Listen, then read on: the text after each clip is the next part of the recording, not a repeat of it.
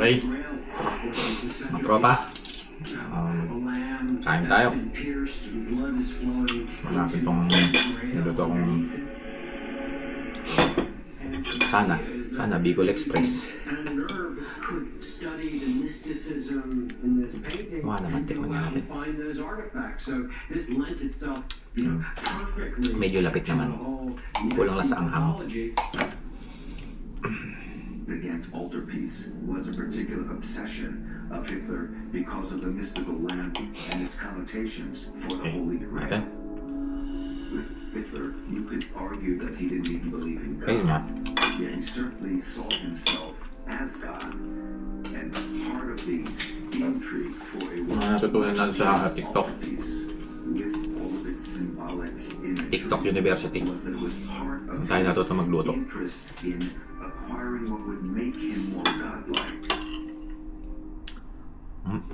In the final weeks of the war, as the Red Army and Allied forces closed in on Berlin, Medyo matapang lang yung naging luto ng lasa. caches of priceless treasure.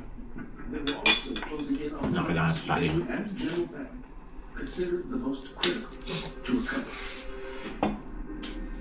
Coming up, Patton believed in the superpowers of Ng saging para magkaroon siya ng tamis. Patton also worried that it would enhance the aura around the galaxy. Naging kulay itim yung sabaw niya dahil ang ginamit kong bagoong ay gisado na. Kaya siguro naging kulay itim yung sabaw. Tapos niya. Some familiar words start to jump out at them. We, the people of the United States, lost fortunes, ancient secrets. Yun na. This is one of the most sought after coins in history. This could all be Nakalagyan ng saging para magkatamis. Mysteries Unearthed with Danny Trejo, all new Tuesday at 10 on the History Channel. Stream Stack TV with Gold and yeah. Alam, nabibitin ako sa anghang. Kailangan kasi ng anghang dito, malamig. No. Even president. Whoa, big last minute rollback call. Meron pa yata akong sili. Meron ko sila. Should we be spotting them? I love this in rollback.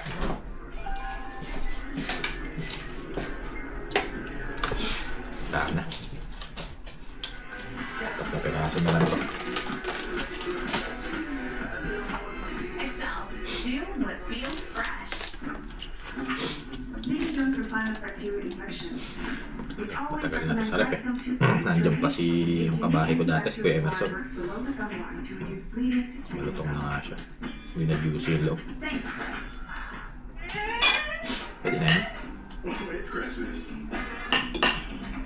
Pwede naman nating matikman ang mga lutong Pilipinas. Konting tiis na lang.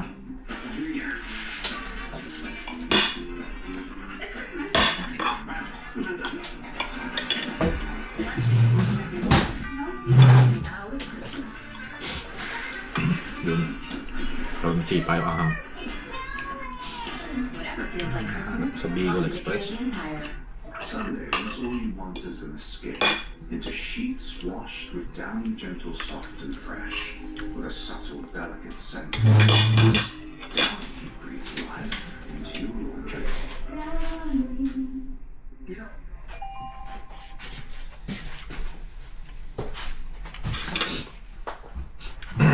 Sunod. Kating natin ng Pilipinas. Doon tayo magmumukbang.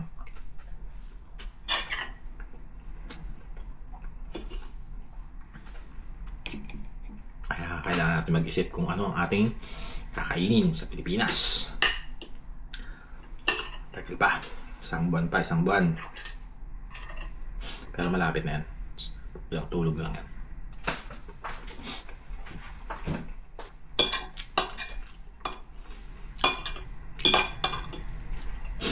Kaya ang unang-una natin kakainin doon.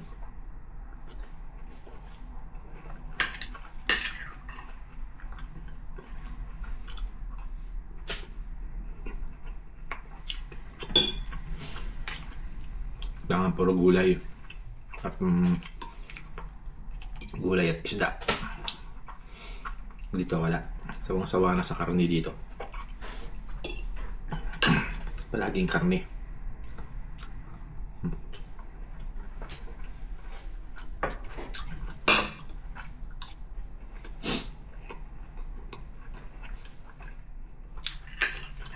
Nasunog yung mukha ko.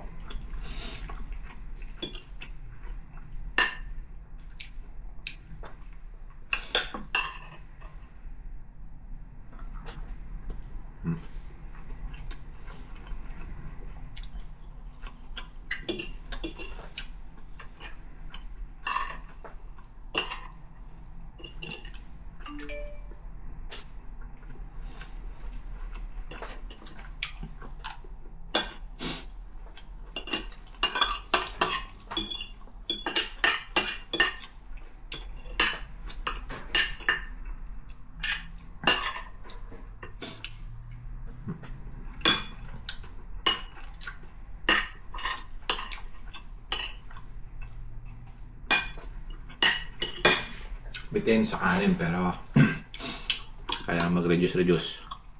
Siguradong tataba na naman sa Pilipinas.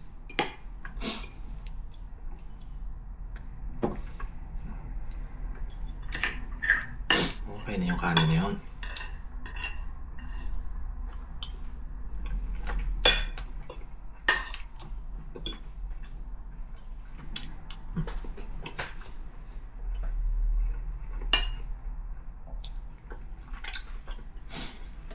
Saging na. Para magkaroon siya ng tamis. Saging, tapos karne, hindi kasya. Habulin na lang.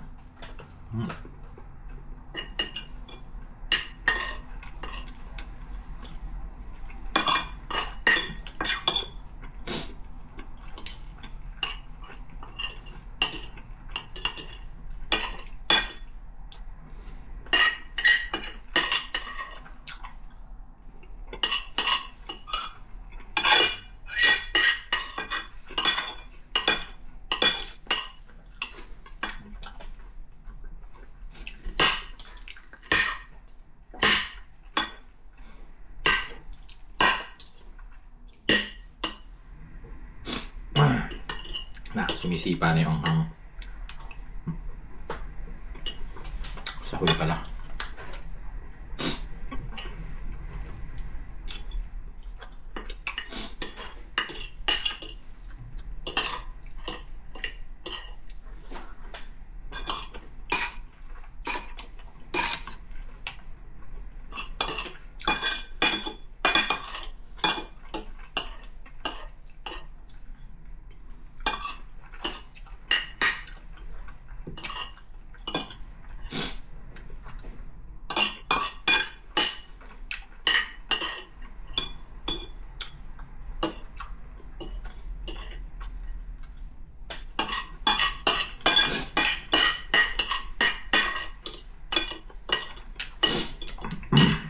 Right?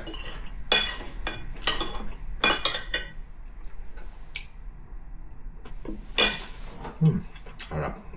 Busog.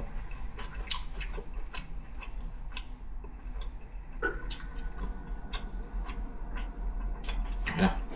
Bukas ulit. Magluluto tayong bago.